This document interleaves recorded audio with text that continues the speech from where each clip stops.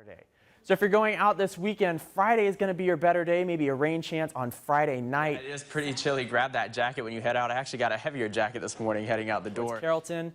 This is during rush hour tomorrow, so plan accordingly as you go out tomorrow and head back home from work. 3 degrees, no rain tomorrow morning, but as we go into the afternoon hours, as that front starts to drift back to the north, only about a 20% chance of drought. So this was last week's drought monitor, much of north and northwest Georgia in that moderate drought. As we look towards the south end of Lake Lanier, towards Cumming and along 400, a little showers popped up over the last 30 minutes. Conditioning bills can go through the roof during the summertime heat. Trees like these might be the secret weapon for keeping your costs down. This is the radar right now, like I said earlier. Seeing a couple flurries out there, but I don't expect these to be falling all the way to the ground. It's pretty dry with these storms. So if you're under one of these, it's going to sit over you and dump buckets and buckets and buckets of rain. Follow me as I show you what Georgia power crews are doing to reduce the time your power is out when the next storm rolls through. So as we time it out for the rest of the day, snow is going to come to an end as we go through the later part of the morning. Clouds are going to start to clear out as we go towards lunchtime. Mainly along I-85 and to the west towards Calhoun, Rome, over towards Carrollton. WATE 6 on your side, Storm Team. Peter James is here with us this morning. Peter, it's shaping up to be a real nice day. We got to get out here and do something, man. Yeah, I love doing the newscast, but as soon as 10 o'clock hits, I'm going outside and enjoying it. That's right. It is a little chilly out there, though, so if you're going out, make sure you grab that jacket. Looking out over there right now, still seeing a little bit of snow cover out here underneath the cross. It's a little chilly as we get higher in elevation, but overall, this is what we're going to see today. We're going to keep those high clouds around, and temperatures in the surrounding areas are staying in the upper 20s to mid-20s. So 27 here in Knoxville, 23 up in London, Kentucky. Looking down towards Madisonville, we're sitting at 30 degrees right now. And as the day continues, temperatures are going to start to rise. But we are going to keep those high clouds out there. So through lunchtime, high clouds stick around, temperatures in the lower 40s. By the time we go into the afternoon and evening, temperatures are going to be in the upper 40s, which is where we should be for this time of year.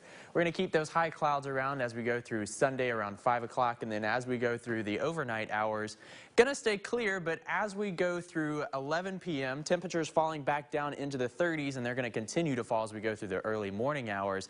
But from the west, more clouds start to roll in, and this is when we start to see moisture build up into our area. Temperatures are going to rise through the week, but so are the rain chances. So here's the lows for tonight. 25 again here in Knoxville, 24 in Jonesville, 30 down towards Tellico Plains, and staying in the upper 20s over towards the plateau. So it's going to be another chilly night, but like I said, overnight lows are going to start to rise up just a little bit, and so are daytime highs. So 53 tomorrow in Knoxville, 57 over towards Gatlinburg, and then again towards the plateau, we're going to stay in those lower 50s as well. So let's figure out what's going on. Why is this happening? This was the high yesterday. It brought in all the moisture and cold air from Canada, and that's why we saw all the snow yesterday.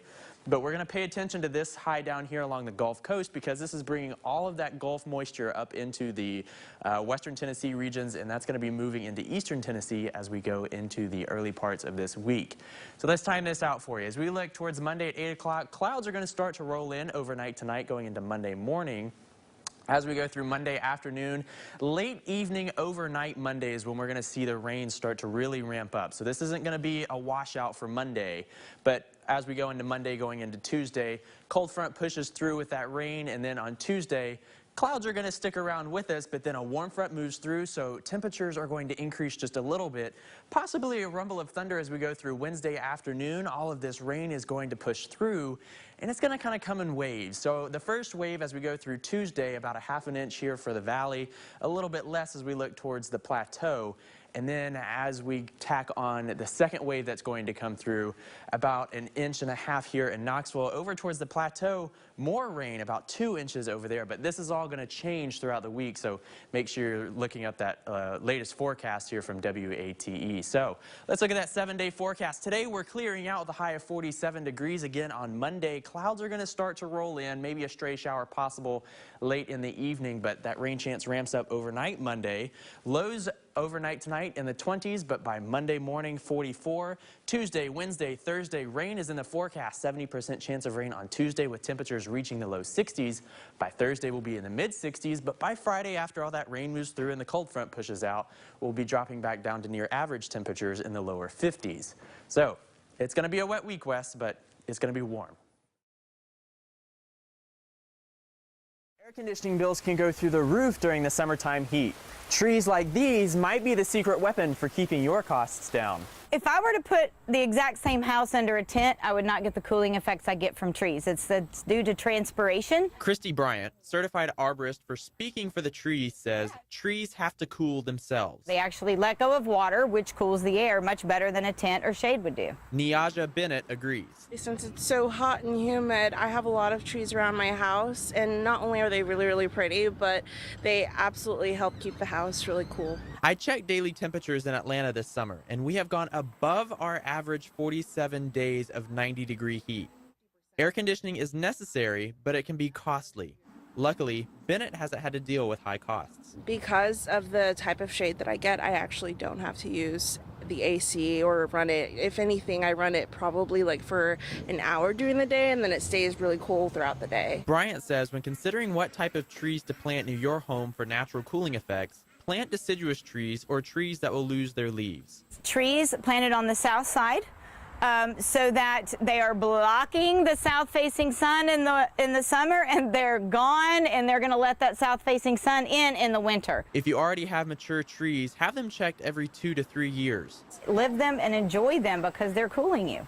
Trees can cut your home cooling bill down by 50%. Speak to an arborist to find the best ones for your yard.